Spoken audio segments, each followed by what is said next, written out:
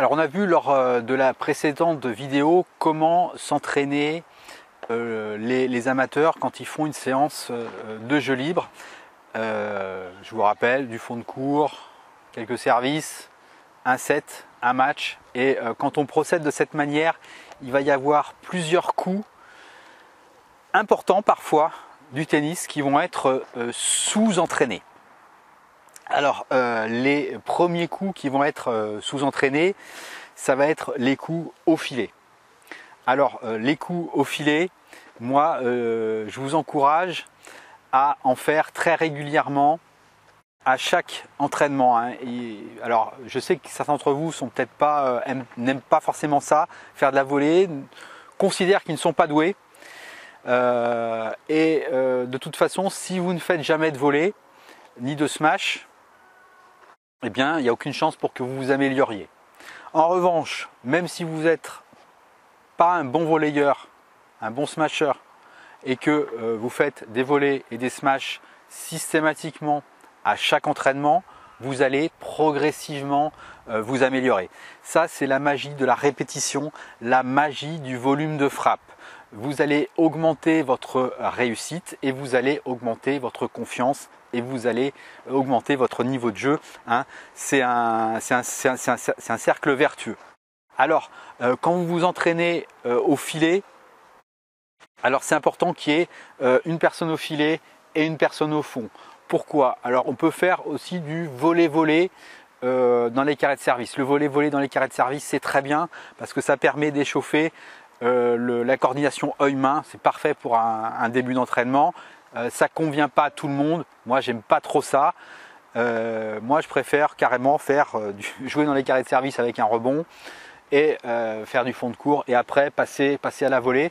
Donc, une personne à la volée, une personne en fond de cours. Pourquoi? Parce que la personne qui volley en situation de match. La personne qui est en fond de cours travaille aussi. Si vous ne vous astreignez pas à faire des volées systématiquement, ne serait-ce que quelques minutes à chaque séance, vous allez faire très peu de volées. Pourquoi? Parce que si vous comptez sur le fait de jouer en fond de cours, de faire des attaques et de venir terminer au filet, eh bien finalement, même si vous êtes un joueur offensif, il y a peu de balles courtes puisque votre adversaire va essayer de jouer long. Ces balles courtes, vous n'allez pas toutes les mettre dans le court, surtout si vous ne vous entraînez pas dans la petite zone. Ces attaques que vous faites sur balles courtes, vous n'allez pas forcément les suivre au filet. Quand vous allez les suivre au filet, votre adversaire, votre partenaire ne va pas forcément mettre un passing dans le court. Il va peut-être tenter un truc et faire la faute ou tenter un truc un peu idiot. Enfin, votre volée, ça se réduit comme une peau de chagrin et finalement vous allez frapper très peu de volées et vous allez peut-être en louper une fois sur deux. Donc voilà, sur une demi-heure de balle, on va dire, vous allez jouer deux volées, vous allez réussir une, vous allez en rater une. Voilà, c'est pas comme ça que vous allez vous améliorer à la volée et au smash. Les deux coups vont ensemble. N'oubliez pas de me mettre un pouce si mes vidéos vous plaisent et si vous souhaitez m'encourager. Ça me rend un réel service pour mon référencement, croyez-moi. Si vous n'êtes pas déjà abonné à ma chaîne, je vous encourage à le faire. Surtout si vous ne voulez pas rater la prochaine vidéo. Voilà, deux autres coups qui sont un petit peu sous-entraînés dans la configuration classique des entraînements libres entre les joueurs de club, c'est le service et le retour. Alors le service, je vous en ai parlé, faites en sorte de faire des services à chacune des séances de jeu libre que vous faites. Dans les matchs officiels que vous disputez, il faut savoir que 60% du résultat d'un match est conditionné par vos performances au service et au retour. Donc c'est vraiment deux coups hyper importants.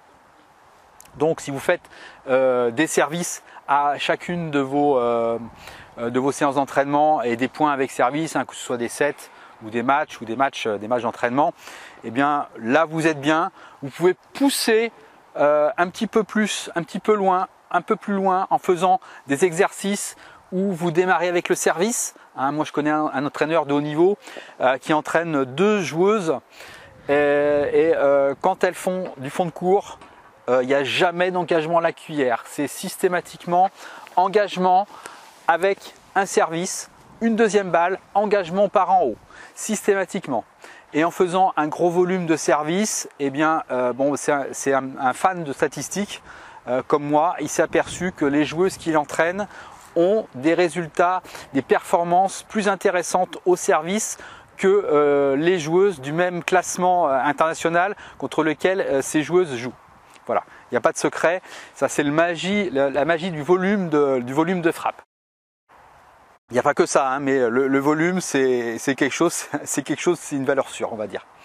En retour, c'est un petit peu délicat. Moi, j'en avais parlé avec un entraîneur et il m'avait dit, bah Vincent, si tu veux, il n'y a pas de secret, il faut faire des matchs d'entraînement et il faut faire des matchs officiels. Alors, match officiel, match d'entraînement, on va disputer des retours, effectivement, mais on peut encore optimiser ça en mettant en place des situations de jeu où vous allez frapper un volume de retour qui va être plus important que le volume de retour que vous frappez quand vous faites un match d'entraînement, on va dire. Donc réfléchissez et essayez de mettre ça en place. Dans ma formation, je vous explique comment procéder pour augmenter votre cadence de retour et ainsi en frapper plus et ainsi augmenter votre niveau en retour de service. Dans ma formation, je vous donne aussi 2 astuces signées Novak Djokovic qui fait la leçon à 2 professionnels français, un sparring partner et un entraîneur, et il donne, je vais vous donner deux trucs qui font que Djokovic va retourner un petit peu mieux que ses adversaires, et tout simplement aussi parce qu'il s'entraîne un petit peu plus que ses adversaires grâce à 2 astuces.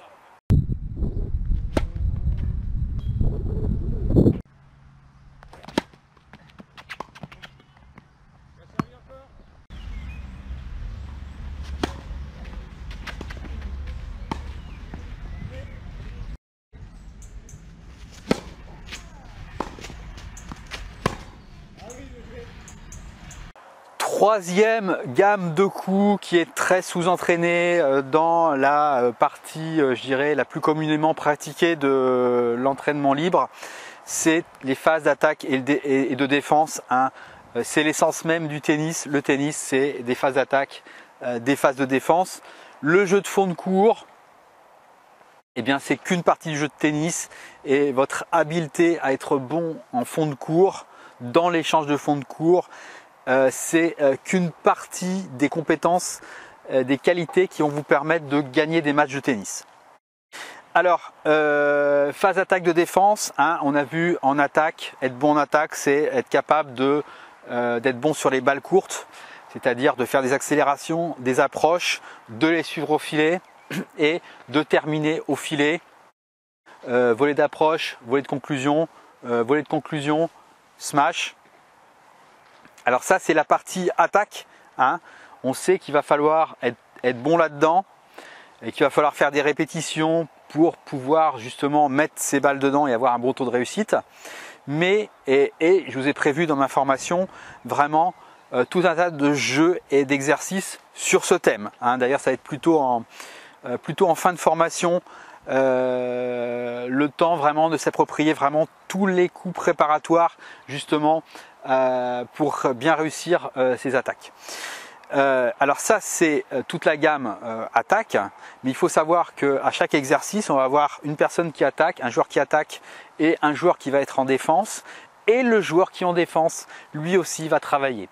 Le joueur en défense va être obligé de faire des choix, de nuancer ses défenses, de se dire voilà, quand est-ce que je fais un passing long de ligne, quand est-ce que je fais un passing d'attente croisé court, quand est-ce que je fais un lob d'attaque, quand est-ce que je fais un lob de défense, une grande chandelle vers le haut. Et donc c'est vraiment indispensable d'être, si vous voulez être bon en défense, de faire beaucoup de répétitions dans le jeu de défense. Donc vous ferez vraiment les deux, puisque à chaque exercice, on va échanger les rôles.